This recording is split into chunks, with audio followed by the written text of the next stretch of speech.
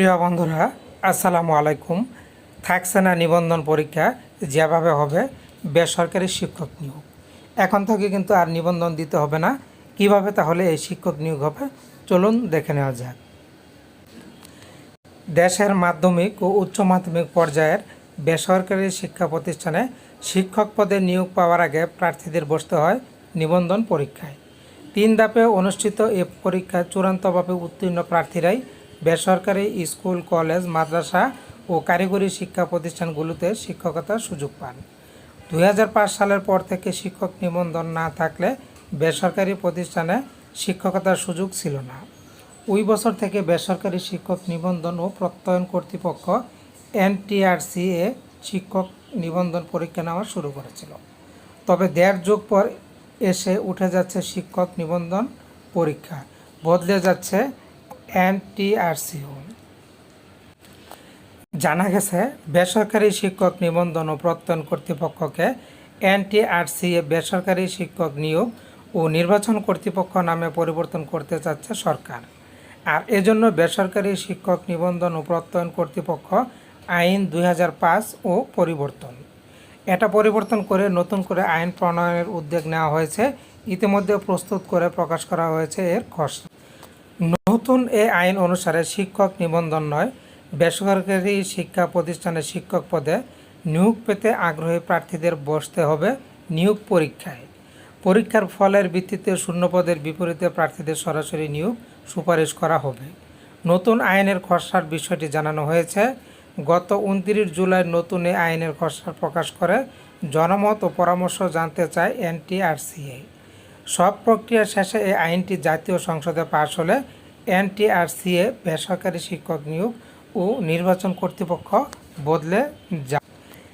NTRC-এর ওয়েবসাইটে আইনের খসড়াটি প্রকাশ করে এক বিজ্ঞপ্তিতে বলা হয়, এই খসড়া আইনের বিষয়ে আপনাদের যদি কোনো মতামত পরামর্শ থাকে তাহলে সংশ্লিষ্ট অংশীজনদের NTRC-এর ইমেইল যে ntrca2005@yahoo.com প্রেরণের জন্য নির্দেশক্রমে অনুরোধ করা হলো। বিজ্ঞপ্তিতে আরও বলা হয়, বেসরকারি শিক্ষক নিবন্ধন ও প্রত্যয়ন কর্তৃপক্ষ আইন 2005 রোহিতক্রমে উহার বিধানাবলী বিবেচনাক্রমে সময়ের চাহিদার প্রতিফলনে বেসরকারি শিক্ষক নির্বাচন ও নিয়োগ সুপারিশ কর্তৃপক্ষ আইন 2023 এর খসড়া প্রণয়ন করা হয়েছে। প্রণয়নকৃত খসড়া আইনের কপি NTRC-এর ওয়েবসাইটে www.ntrca.gov.bd আপলোড করা হয়েছে। প্রয়োজনে আপনারা এখান থেকে দেখতে পারবেন। নতুন এ কর্তৃপক্ষের কাজ কি হবে তা নিয়ে আইনের খসড়া বিজ্ঞপ্তিতে বলা হয়েছে, খসড়া অনুসারে কর্তৃপক্ষের মাধ্যমিক উচ্চশিক্ষা অধিদপ্তর, মাদ্রাসা শিক্ষা অধিদপ্তর, কারিগরি শিক্ষা অধিদপ্তর থেকে শূন্যপদের চাহিদা সংগ্রহ করবে। পরে বিধি দ্বারা নির্ধারিত পদ্ধতিতে পরীক্ষা গ্রহণ করা হবে। পরীক্ষার ফলের ভিত্তিতে শূন্যপদের বিপরীতে মেধা অনুযায়ী উপযুক্ত প্রার্থী নির্বাচন ও তাদের নিয়োগ সুপারিশ করবে।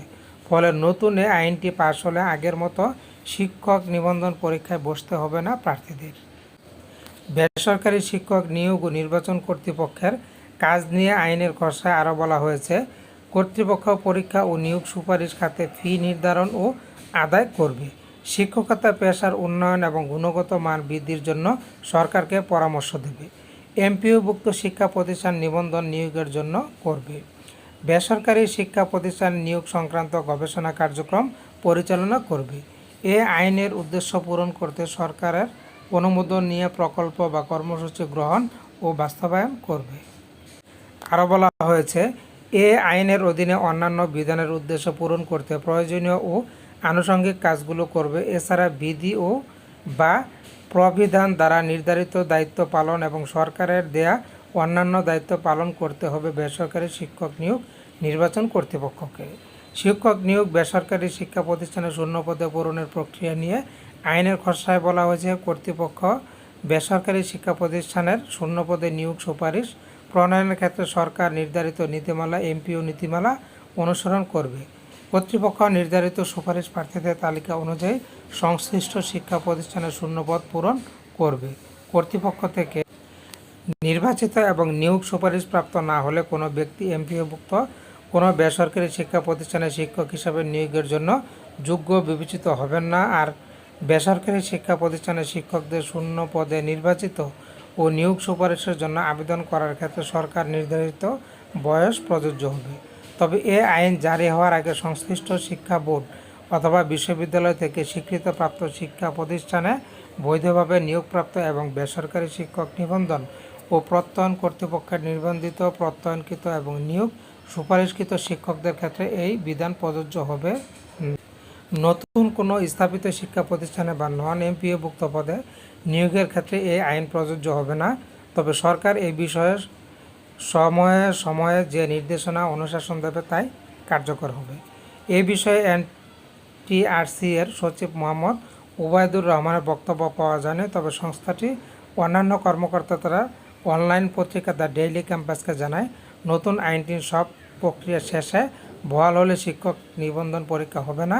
সরাসরি পরীক্ষা নিয়ে ফলের ভিত্তিতে নিয়োগ হলে কর্তৃপক্ষের কাজ অনেকটা সহজ হবে। পরীক্ষার পর সনদ দিয়ে পরে সুপারিশের পর তা পুনরায় যাচাই প্রয়োজন হবে না, যা শিক্ষক সংকট কমাতে ফলপ্রসূ হবে বলে আশা কর্তাদের। প্রসঙ্গ, বেসরকারি শিক্ষা প্রতিষ্ঠানে শিক্ষক নিয়োগের উদ্দেশ্যে 2005 সালে এনটিআরসিএ গঠিত হয়। প্রতিষ্ঠার 10 বছর পর 2015 সাল থেকে এটি লেভেলের শিক্ষক নিয়োগের সুপারিশ করার ক্ষমতা পায় প্রতিষ্ঠান। তো বন্ধুরা, আশা করছি পুরো বিষয়টি আপনারা বুঝতে পেরেছেন। ধন্যবাদ।